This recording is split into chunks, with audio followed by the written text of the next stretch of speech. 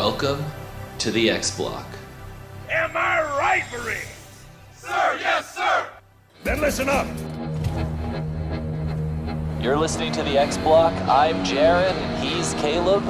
Let's get into it. You are listening to the X Block Podcast E3 2021 coverage. I'm Jaren, and I'm here with Caleb. Heyo. And now, the Square Enix conference. Typically, we are an Xbox podcast. Some say the number one Xbox podcast in the world. Yeah, probably. But now, we have decided to cover E3 2021 for you, our listeners. And here are our thoughts on Square Enix. Caleb, take it away. I was just going to say, man, we're coming off of the Xbox conference here this fine Sunday, June 13th, right? Yep. 4:02 p.m. we're recording this Central Time. And man, Xbox conference, hot, popping. Dude, it's coming. If you're hearing this, it's already out. Go listen to it. Listen to the X Block podcast cover the Xbox conference. You will not be disappointed, or you will. But for this conference, I'll tell you what, Jaren, the Square Enix conference, aka PlayStation Lite conference, dude, fucking disappointing. Just, I don't expect a ton from Square Enix. I don't expect a ton because the Square, they're not, like you told me once before, Jaren. These publishers aren't PlayStation or Xbox. They can't just show a bunch of games that they don't own, like the studios they don't own in between, to just really get things flowing where they can show 50 games in an hour. Just constant bang bang bang trailer, right? They can't do that. So you got to get them a little leeway. I think I said leeway. But anyway, a little bit of leeway, just like we did, Ubisoft. If you haven't listened to the Ubisoft Forward conference, review analysis from the Xbox, go listen to that. We thought that was pretty hot, honestly. But this one, not so much, Jaron. What do you think? Yeah, a little bit, huh? That's what I thought. Yeah, there's a couple of good parts. We'll get there. We're going to get to it in just a second. But overall, we'll get to that at the end, too. I guess we have a thing, if you listen to the other X Block podcast reviews of the E3 coverage, we actually have a thing where we review the conferences with the actual rating. Very particular ratings, not a number system, and you'll see once we get there. Yep. So do we want to start at the start, or do we want to start at the end and go backwards to the way that the conference should have been set up? Oh no, we're going over the conference the way they delivered it to us, and then we're going to review it, and it's going to be disappointing.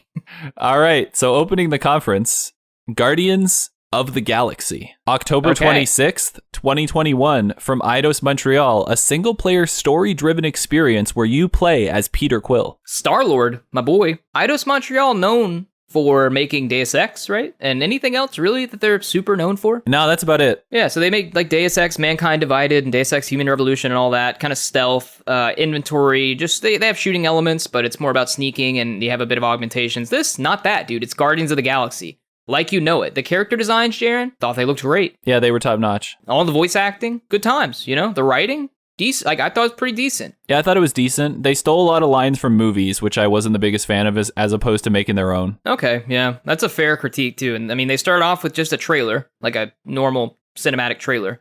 Then they showed an interview with some of the developers and writers, people from Marvel as well, saying yo, it's legit. I write comics. I work at Marvel. And this is straight the fuck up awesome. And you're like, okay, sir. And then they showed a bunch of gameplay. So Why don't you tell us about that, Jerry? You're more of a Guardians of the Galaxy fan. Well, what'd you think? What were your impressions? What happened? What's going on? See, I'm excited for the premise of a single-player story-driven game, and I liked all the dialogue choices. It was just, there was something off about the gameplay to me. Caleb pointed out it was 30 FPS. Maybe that was it. The weird, fantastic meter that built up every time you made an attack was kind of weird to me, too. There were just a lot of weird design choices during the combat that I wasn't the biggest fan of. When you're in the game walking around, I actually really like the way it looks. It has that feeling. I don't know what it is. I have that feeling about it, like when I first saw Andromeda for Mass Effect, where I'm like, this game doesn't look like it's as good as it could be. Oh yeah, it's a letdown in terms of, and it's not necessarily a letdown in that it's bad. It's just, you can see its potential. It's like a high schooler, doing, I don't know, wrestling or fucking boxing or some shit. And you're like, man, you could be, the just as a body, you could just be the best ever, but you're still in high school, You're not quite there yet.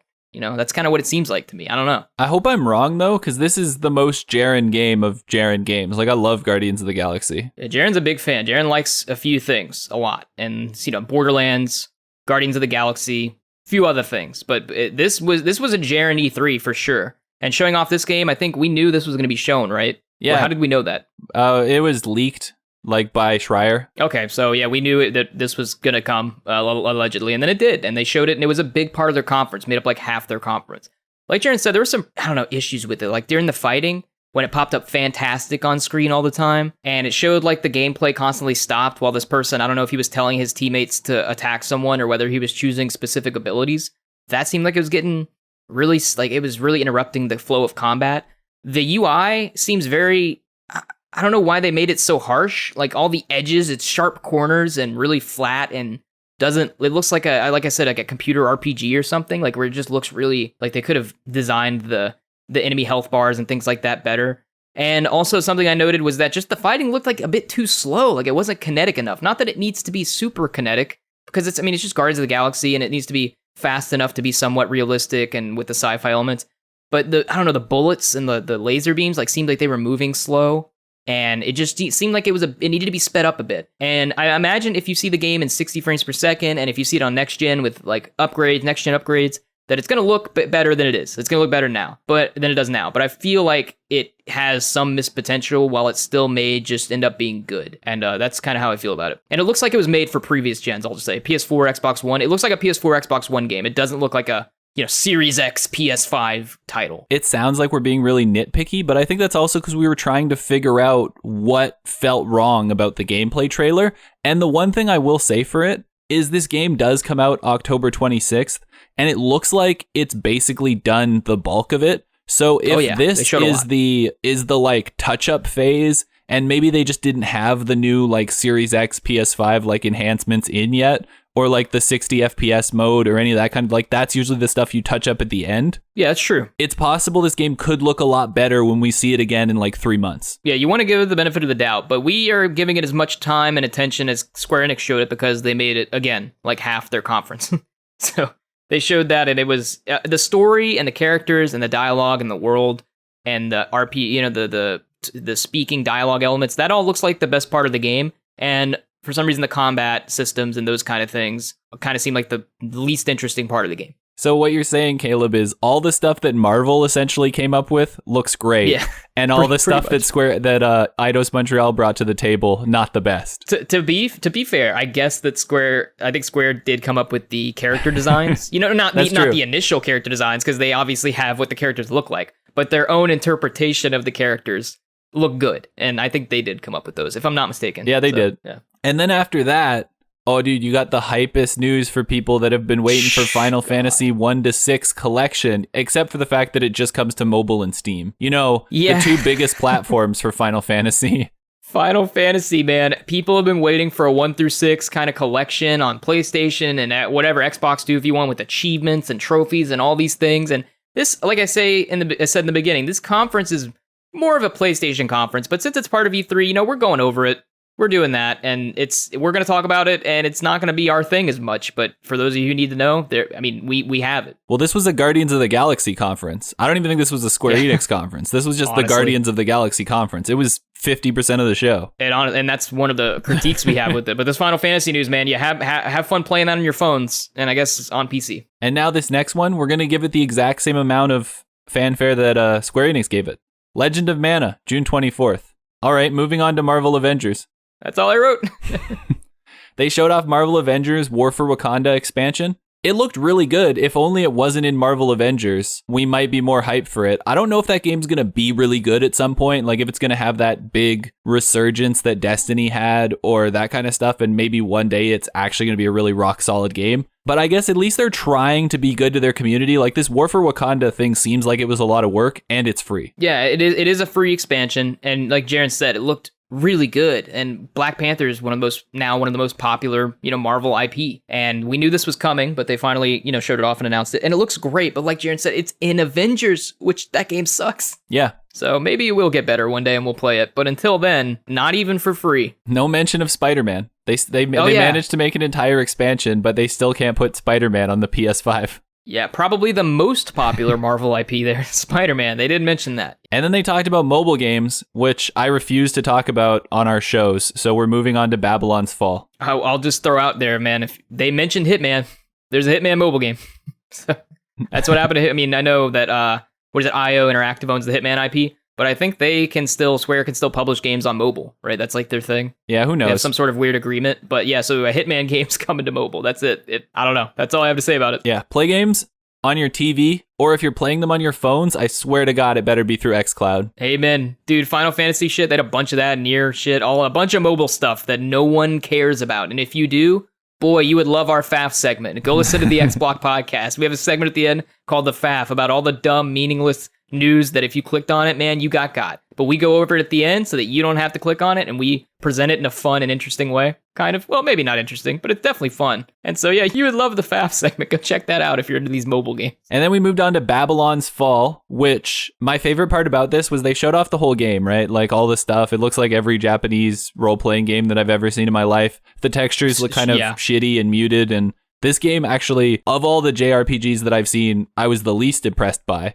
But, you know, maybe that's just me. But my favorite thing was when they showed the title card at the end and they put PS4 and Steam, and then they put in PS5 10 seconds later. And I have a feeling that that's because that's when they started thinking about PS5, was they had already made 95% of the game. And then they were like, oh, the PS5 is coming out. I guess we better make a version for that. Yeah, I mean, Babylon's Fall was announced, I don't know, like 2 years ago or something for PlayStation, and it went away. And now it's back. Like, Babylon's Fall, showing it off.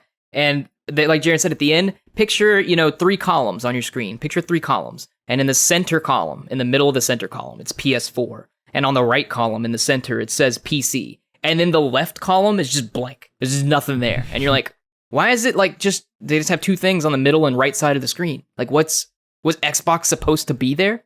And then it just pops up 10 seconds later, PS5. And you're like, okay, all right.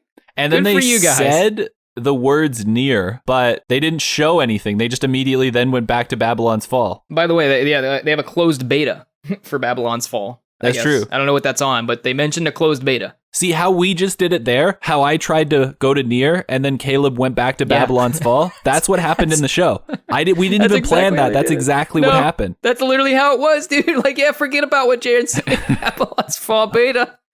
Oh man, we're at Xbox Podcast. This is some PlayStation fucking conference, dude. I'm glad PlayStation made their way into E3 without being there, which is, I know that's what they were planning on doing to begin. I know why they weren't at E3, because they were like, let's just let our third-party partners speak for us. And they sure the fuck did here at the Square Enix conference. And then we got Life is Strange, True Colors, which they said the name of Life is Strange True Colors first. Then they showed Life is Strange Remastered Collection September 30th.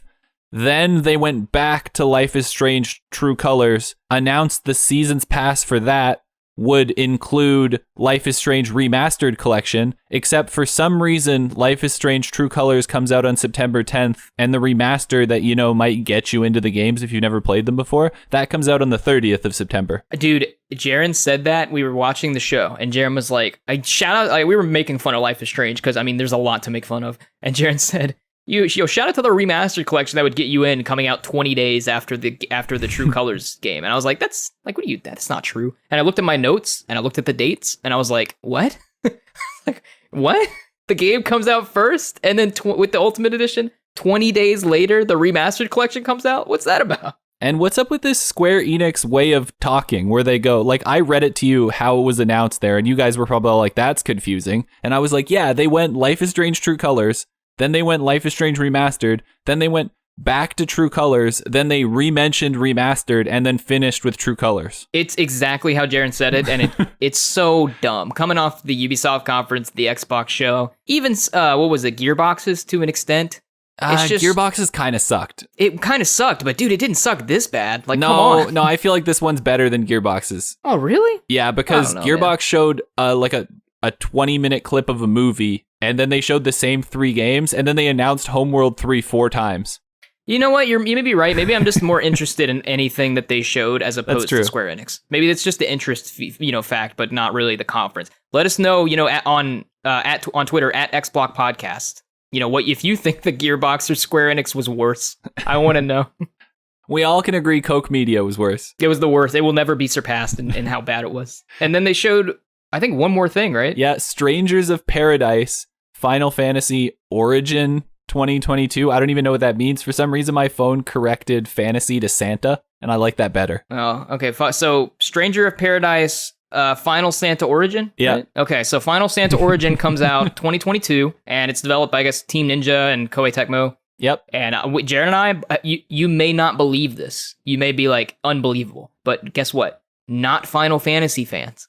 Don't care. We had an entire conversation during this trailer about why so many RPGs look the exact same. JRPGs look the exact same. Yeah, man. I mean, medieval style armors that are super stylized, medieval armors with medieval weapons, traditionally swords of various types that are super stylized, And oftentimes huge. larger than the characters as well. And the combat all looks the same to me. I mean, if you think I'm wrong, tweet at the XBlock podcast or tweet at XBlock podcast. Let us know. And then women that they try to sexualize that look like they're 12. Yeah, I mean, I'll send you screenshots if you really want to get into an argument about that. But I don't know, man. So, that was the show. Jaron, how would you rate this, Jaron? Tell them about our rating system here for E3 conferences. Here in our E3 coverage, we have a FIRE or FAF rating system. FAF is like our segment in our show, news that really didn't need to be here and is kind of pointless, and they were faffing around when they presented it. Yeah, waste of time. Just faffing about. Doesn't matter. Don't need to watch it. And what's the other one? FIRE, self-explanatory. If something's fire, it's great. Yeah, like when you eat some really good fucking, wings and you're like, oh man, that shit was fire. You know what I'm saying? Yeah, like, and then that there's shit was fire hot. coming out the other end too. And exactly. So fire or faff, man. How would you rate the Square Enix E3 2021 conference, showcase, whatever? See, I don't know what to say here because I think the conference made sense for its audience. So for its audience, it would be fire. For me, it's faff. So I feel like I'm stuck. But you are you. I know, but I feel like I'm stuck in the middle, like objectively rating the conference based on what I thought about it. I'm just in the middle. It's neither fire or faff. So I guess that makes it faff because the fact that it doesn't even pick a side, it's got to be the faff. way they even structured the conference for people who are big Square Enix fans makes it faff.